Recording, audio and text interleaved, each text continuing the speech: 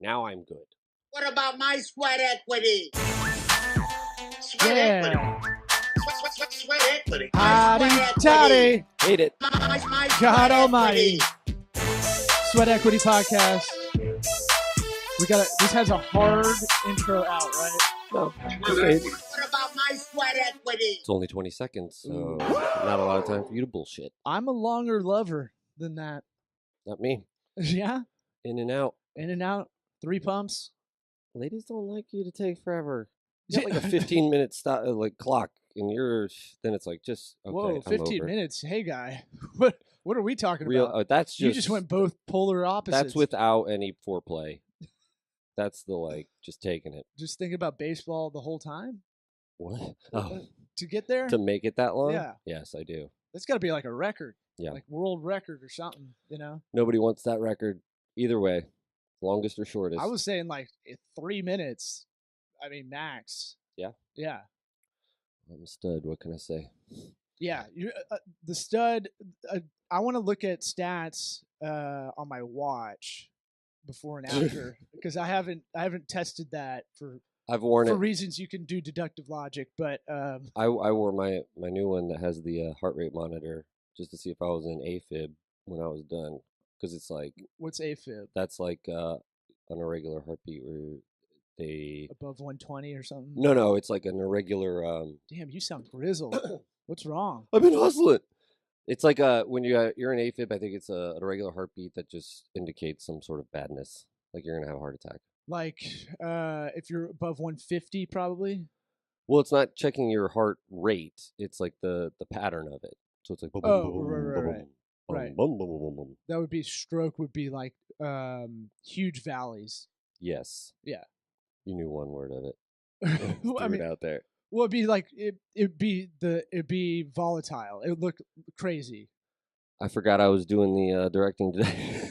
Yeah, and so we'll try and keep that going as best I can. And I look like an extra at a snatch with my Adidas warm up gear. We look like a Wes Anderson movie.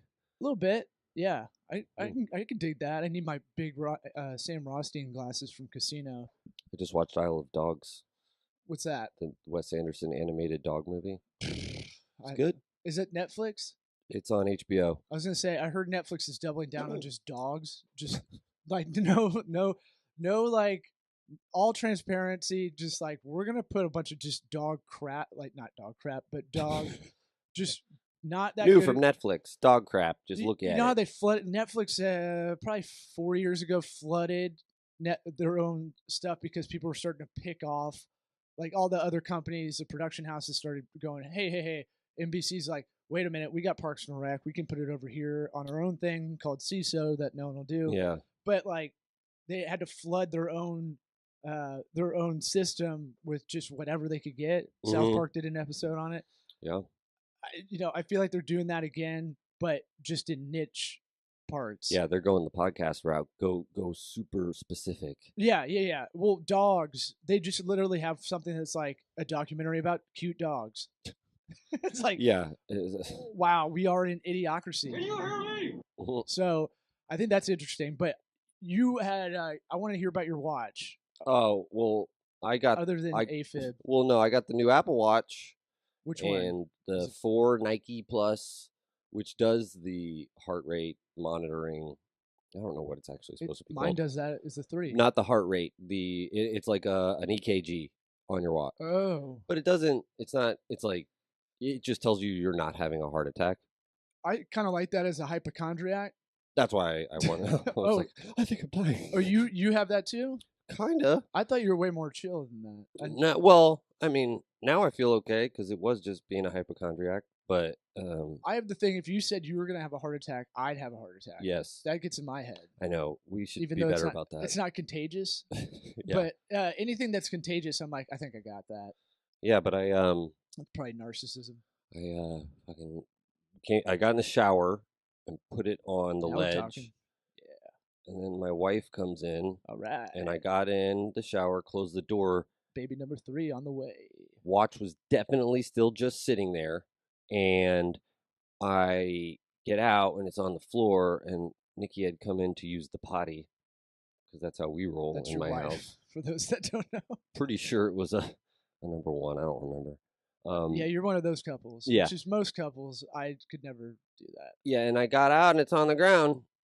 And I was just like, man, I'm fucking so stupid. I knocked that shit off. And then down the line, she's like, what's the big deal? You know, I'll get you a new one. I wonder if the watch could tell you what happened.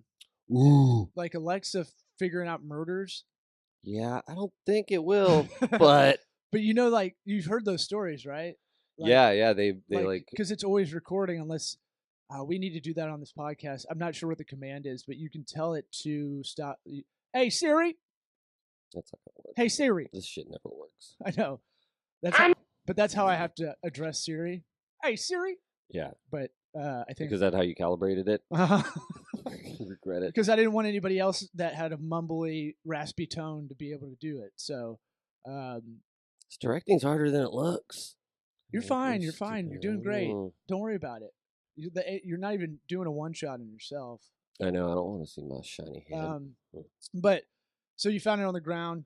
So yeah, now you it's gotta figure out it's a whodunit, and the only suspect is my wife, who's very enthusiastic about just getting it.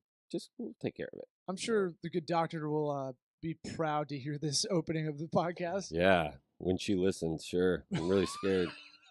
Okay. Don't send it to her. I'm not fuckface. gonna. I would never send that to her. Yeah, don't. No way. No. I got to get my teeth cleaned. I'm worried about that. All right. Well, she she's doesn't gonna- clean teeth. No, she's gonna haze me, which I need. I deserve like a personal trainer. I deserve it.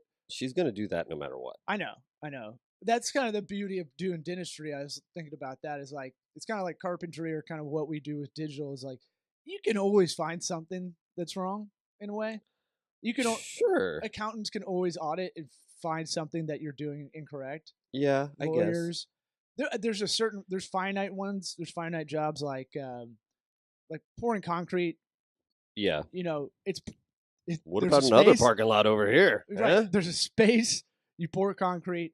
There's not a lot of room to kind of Yes. wiggle room in variables. But I feel like Well, at Forest Hills Dental, we pride ourselves on quality craftsmanship and honest service. craftsmanship, Sure, it's a craft. craft industry. Yeah. Why not artisan dentistry? Ooh, apple smoked bacon. We throw a beard on her. We could do a whole. That could be a fun little That's in advertising. Portlandia. Yeah, advertising campaign. Just completely out there. The hipster. We don't care about insurance. You don't. Yeah. You really don't. We do. No, we doesn't. Insurance doesn't matter at our place. I mean, we file everybody's insurance for them if they so choose. But like, you can have any insurance, no insurance, don't matter. Well, how about this? We didn't.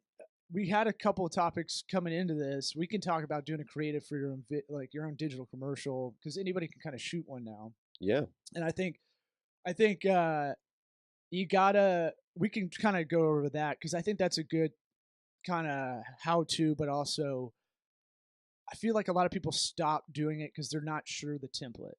They have an idea, but they're not sure how to execute. Right. Well, with this stuff, it's like when in doubt, just copy somebody else. I mean, the bottom line is that everything is a copycat industry. Like they'll say, "Oh, football's NFL's a copycat league." It's course. like, dude, everybody's doing that. Like, you want to see what's good? What does good look like?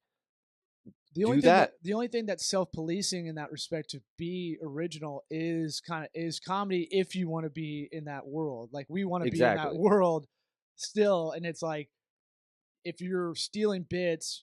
I mean, I was watching the Marvelous Mrs. Maisel, Hmm.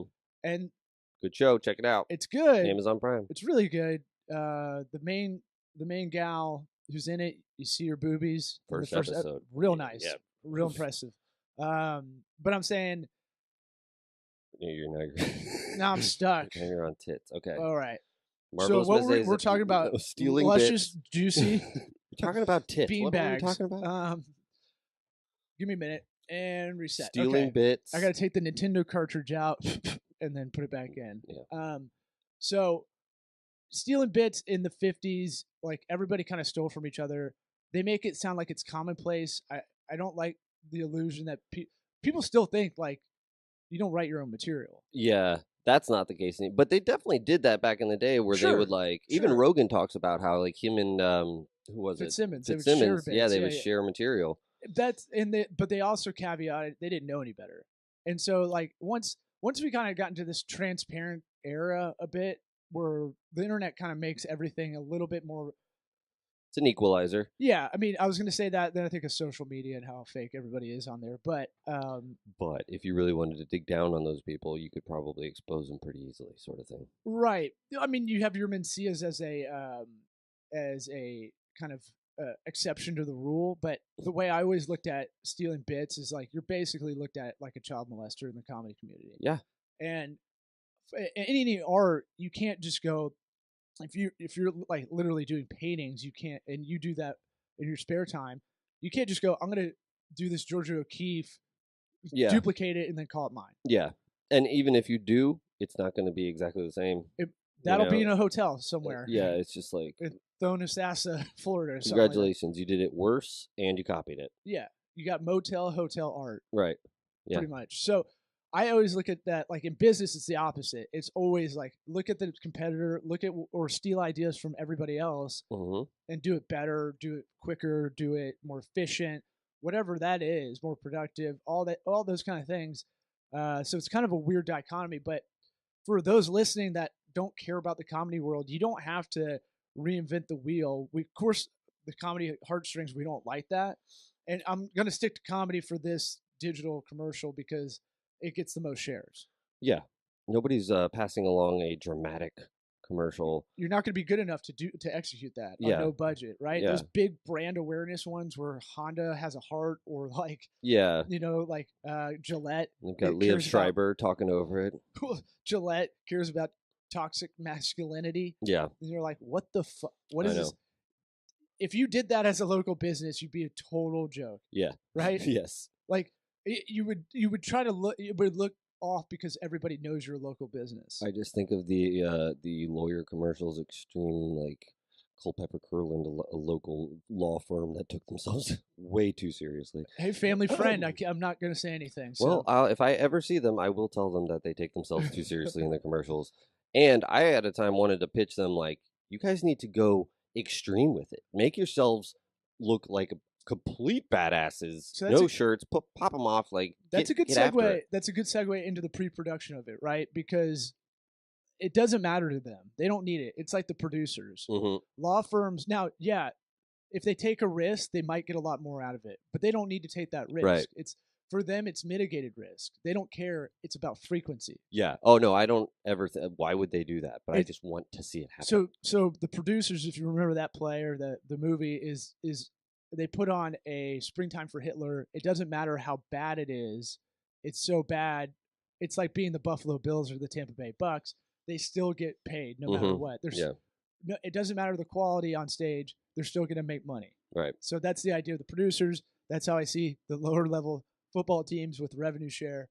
But for law firms in this area, which is I think the top, like per capita, the most marketed for lawyers, attorneys. In a metropolis area. In America? Yeah. Oh. Well, think about it. I mean, we do. I just figured it was like that everywhere. So I heard that stat a while ago. I got to look that up. But I would say it's that thing of they just care about frequency. And you can see the big dogs do that. The guys that spend the most, they don't really care about it. They stay in the pocket. They're not going to take any risks. So think about your business. And if you need to make a splash, then you should maybe do a riskier one. But while you're shooting, maybe do a safe one and a risky one at the same time. And that's what we call an A/B split. Yeah. You want to test your commercial against itself, right?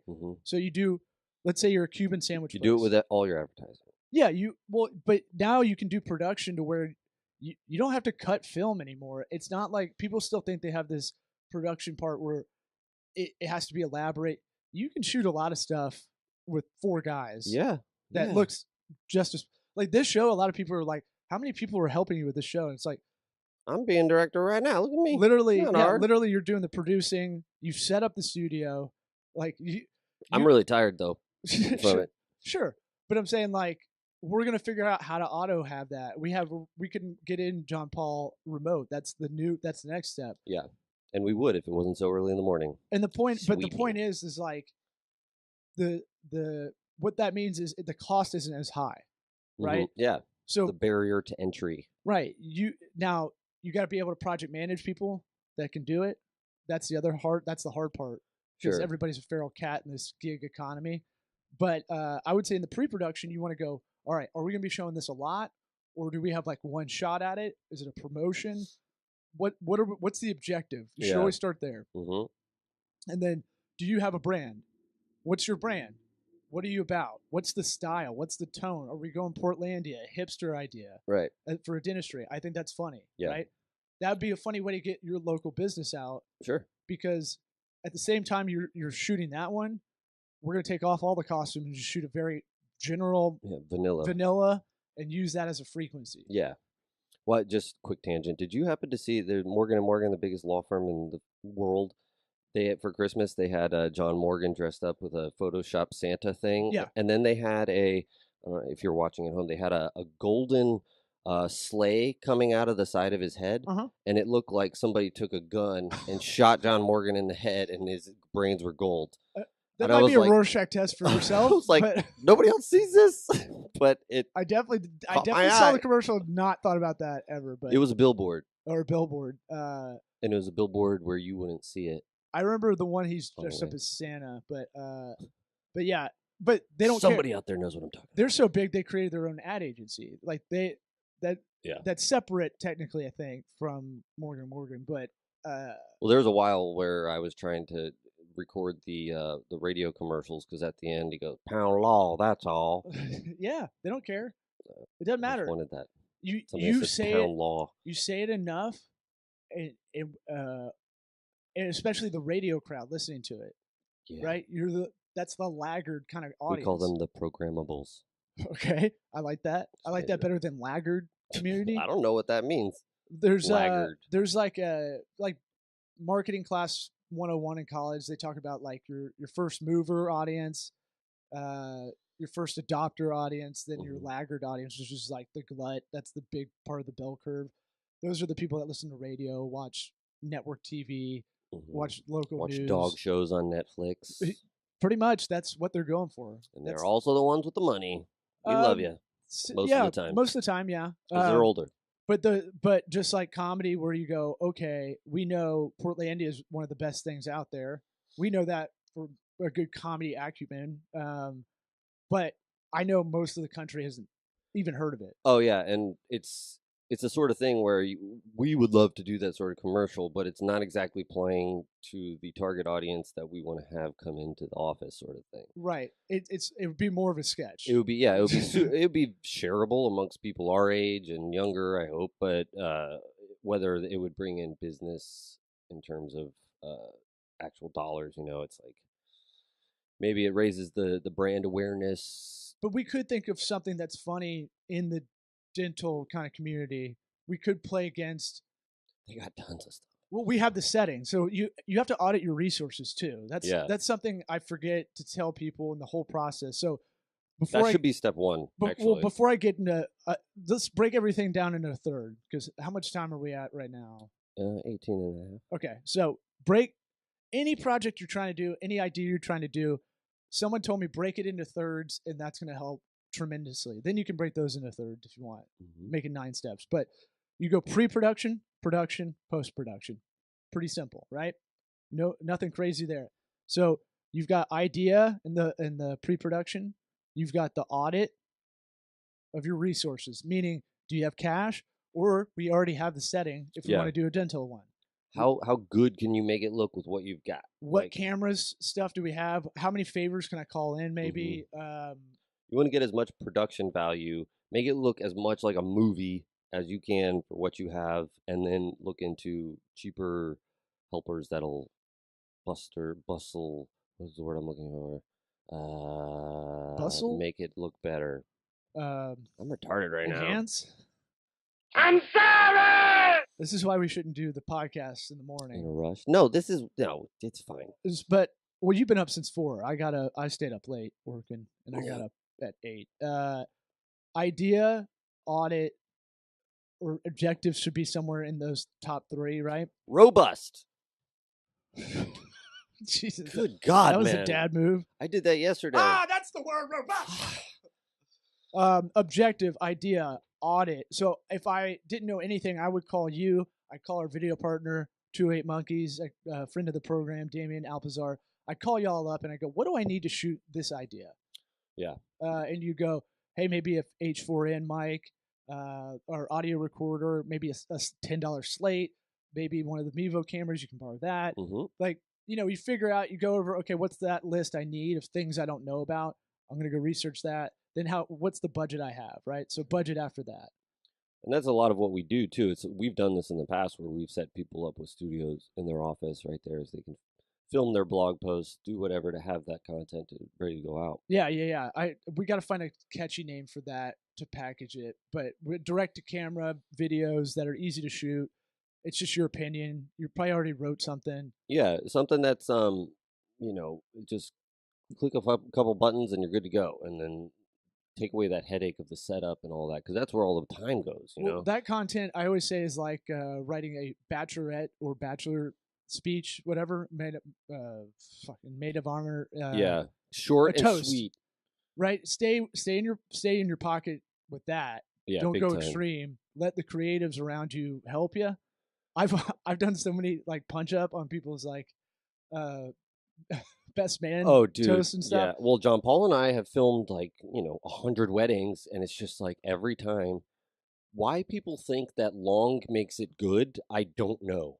But like rambling, it's just like I've seen people print out 3 pages and read it, and then go through, and I just audible groan like, "Oh God, are you stupid? We're waiting to eat, buddy." Yeah, why are you punishing us? Nobody wants to hear this. We want to get drunk and dance. So that's a little bit of self-awareness. That's kind of, I would put that, if I'm going to weave it back into this, is more of your, as far as the creative and the content that you're planning out and the pre-production part, be self-aware of your audience. Big time. If we're trying to get y'all's audience for the Forest Hills Dental, we're going broader, and we want kind of older, really. Yeah. So we might do something that's, we'll do a risky creative over towards older people that might get shared. Yeah, we want to do like Toy Story funny sort of thing. That's like clever. That's funny for any age. Like there's cartoons. It could be done. Yeah, Pixar's the best at it. Having kids, like, it really opens you up comedy wise, because you could see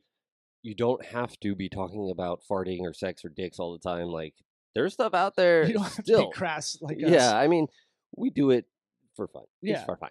But it reminds you, like, well, this is the place for it. Yeah, that's not the place for it. Exactly. This is our outlet. So you have creative. Did you come in it? Mm-hmm. You have the content, which is kind of like creative. To me, is more of the style and tone. The content's more of like, what do we need to get it to say? What's the call to action? How long is it?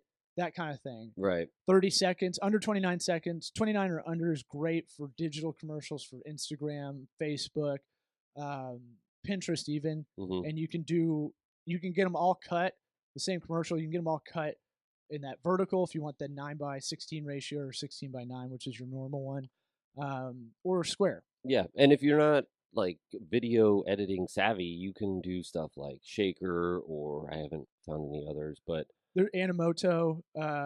There's a bunch of. If you go to alternative2.net, you can look up any of the competitors for any of these apps that we put out there. But Shaker without the E, it's a Korean company. Mm-hmm. They actually that alternative has a Chrome plugin. Yeah, that'll pop up every time. They want to track you. That's all they want to do. That's fine. I'm being tracked by many entities. So creative content, and then like you can worry about the scheduling, but you might want to have an idea when this is going to be scheduled, because we did campaigns. We have this pirate festival in Tampa that's like our Mardi Gras called Gasparilla. We shot something for a moving company here. We had to shoot it in 2 weeks because it was butting up right against this. We call it Pirate Month here. Yeah. I've never heard that, and I've lived here for 35 years. Yeah, no, I'm just saying, for lack of a better term, because people don't know what Gasparilla is. It's pirate. It's all pirate stuff for about a month. So we had to get it done by this time 2 years ago. So the parade's on Saturday, so we could start pushing it out there. Yeah. So you got to look at the schedule ahead of time. You don't have to get crazy about it. Well, on the other side of that is, do you have time to shoot multiple commercials in that setting when you have everything set up, when you have your production team there? Plan to try and do more than just one for sure. You want to have So here's my advice for that: is have the main one that you need to get done, right? right. And shoot it in whatever story, whatever order you need according to your resources. Meaning, movies shoot in different orders because they have to work around actor schedules and they have to work around settings. Mm-hmm. So those are the big constraints. They have to first get what can they shoot and when. Right. And what's the best time to do that? For you, the person listening that is trying to put this all together, you've got a day to shoot, call it a Sunday.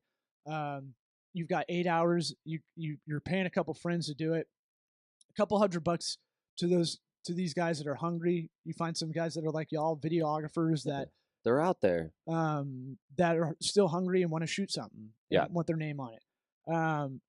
Just hustling, just trying to make money. I mean, you say four people for $200 for the day rate or something like that. That seems about fair. Yeah, but that's even. I mean, that's low. But I'm saying like at most, realistically, for a small business, you probably don't need to hire any more than 2 people, individuals in the room, sort of thing. I'm saying with the post too.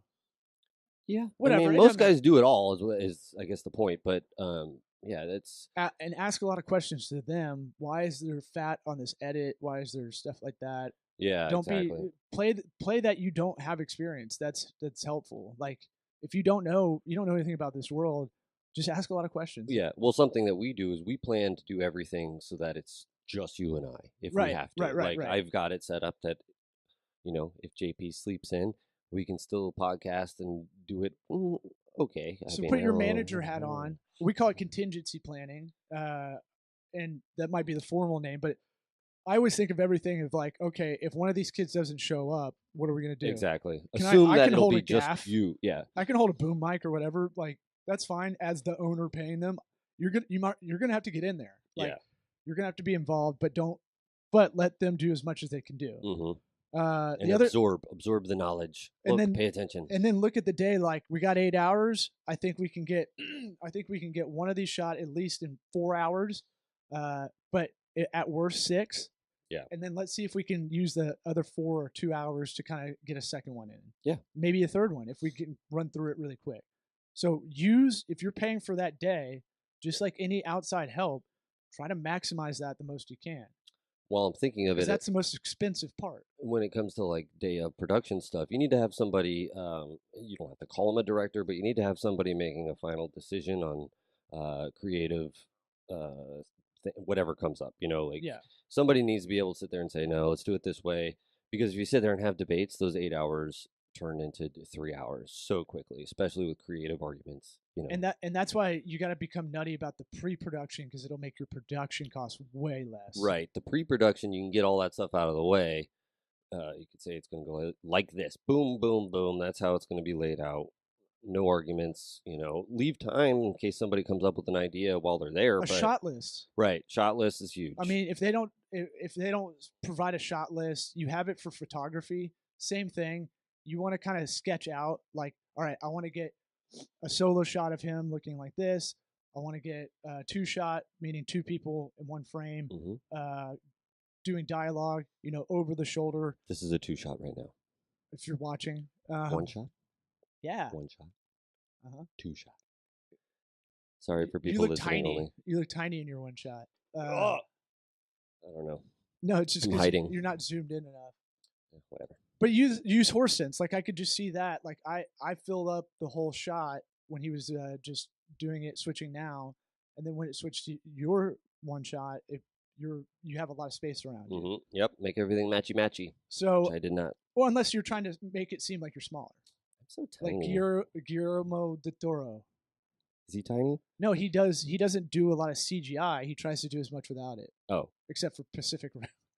But like Pan's Labyrinth, if you look at how that's made, it's all angles. Like it's all made with like crazy angles to make the perception of everything from the point of view of the girl. You can do crazy stuff with cameras. So post production, right? So what you want to do when you get you get this ragtag team you found, call it kids at a college or something that are doing it on the side, you want to give them deadlines. I want a round of edits done by blank. Yeah. I want all the raw files. Share them. I want them in a Dropbox folder, and I want it 3 days from now. It should be 24 hours, but going back to production real quick, something to remember: always test what you're doing before you go on and start filming for 4 hours. Yep. Do a short test. We do it every time we podcast. We test it, make sure everything's good to go. Now this will be the time when we didn't test it and nothing's being recorded. But no, it saves so much time because you can go back. We've done it where it's like you go back and they're like, there is a huge buzz in this audio, and there is no way that we can reproduce it. It's just and coverage. If you can get 2 different sources to do video and 2 different sources to do audio, you got to do before you start. Yeah. Make sure you check everything's charged. Sure. Jesus Christ. Well, I mean, how many times have you done that? Where it's like, really? That's not a problem anymore. That's like at the top of my list. Charge everything, but you learned all this out of frustration, right? You fucked up. Same with me. Yeah. Like the reason I'm becoming a planner now is out of dad frustration. Yeah, exactly. But I forgot what I was gonna say, but let me get that in there. To give you a heads up. Yeah, it's a lot of failed attempts that you got to just make sure. The second camera, that is huge for people who aren't used to talking on camera. Yep. Because you and I can sit down and have a monologue and get through it and not flub our words, but most people aren't going to be used to orating and getting it out and doing good takes. Acting is not as easy as it seems. So having that second camera, when you're in the post-production time, you can cut away. If somebody stops and they mess up a word, but the part before that was good, you can go to that second shot where they did it again and they did it well, and you can cut it together and make it look nice. Yep. We'll do post-production the next episode because each of these can be really broken up into a third, and the pre-production, production, and post, these could all be their own episodes that literally we could talk about this for 3 hours each. Yeah, well, for those people making their own, the post-production is going to be, that's a big learn. Well, I think it's going to be something that if you've hired somebody, they're going to want to, they're going to take that. I'm thinking publishing and not actual post, but you're right. Yeah, it's going to take a little bit, and if you need to have somebody, if you don't have any video editing skills, you need to have somebody to help you. Especially comedy. Comedy is the toughest. This is why Eric's really good at doing editing, because comedy is the hardest because you have to time it just right. Exactly. You can't leave any fat on that. And that's a huge mistake you see from amateurs. You ever have a friend show you something, a funny video, and you're like, it's only 7 minutes. There's something wrong with this. Yeah, I don't know. It could be a minute, but there could be a half second on every cut. And any sort of lingering, you lose attention. Comedy's about timing. So I hope this helps. I think we can do better next time. Pretty good rundown, given 33 minutes, how to make a commercial. Yeah. What about my sweat equity? Check us out, sweatequitypod.com. YouTube, LinkedIn, Vimeo, Facebook, Your Mom's Walkman, iTunes, give that 5-star, rate, review, subscribe. Write about it. Ask us a question, we will answer it on air in that iTunes review. My sweat equity.